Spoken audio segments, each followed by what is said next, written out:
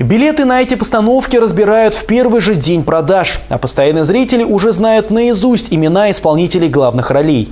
Международный оперный фестиваль имени Шаляпина проходит в столице уже в 33-й раз. Что приготовили в этом году для ценителей высокого искусства и что происходит за кулисами перед спектаклем, сегодня узнала наш корреспондент Оксана Тинигина.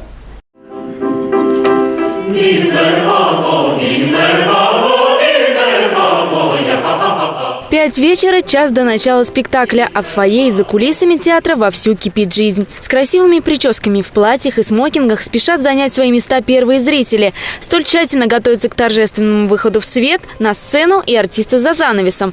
За несколько часов до открытия они проводят последние распевки и создают игровые образы.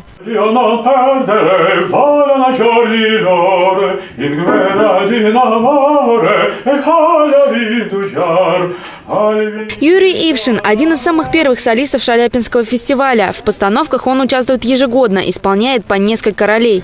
Играет и плутов, и героев-ловеласов. Каждая роль отрабатывается артистами месяцами.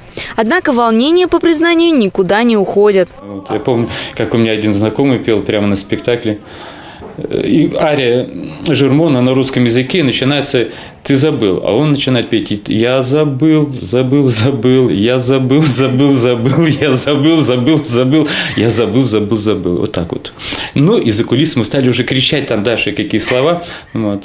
Настройка голоса и создание гармоничного эффектного образа – главная задача. И дело это рук не только артистов, но и костюмеров. В цехах круглосуточно примерки и подшивки. Пока одни вещи доставляют в гримерки, другие ждут своего часа и подгоняются под артистов. Ведь впереди еще 8 постановок. Бывают, признаются сотрудницы, и неожиданные курьезы. Бывает так, что приехала актриса, сегодня она приехала и сегодня вечером поет. Или наоборот, вот приехала вчера, она по высоте не та, значит, рост у нее не тот. И нужно, значит, срочно или наставляем эти там, оборки, всевозможные рукава, там, наставляем. И вообще по фигуре подгоняем костюм с какой-то солистки до этого певшей.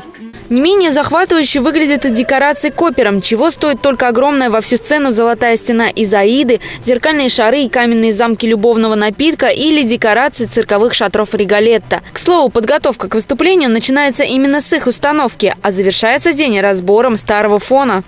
Впереди еще целая неделя. Зрители смогут насладиться очаровательной Кармен и Борисом Годуновым, услышать Евгения Онегина и мадам Баттерфляй. А завершится фестиваль 16 и 17 февраля грандиозными гала-концертами.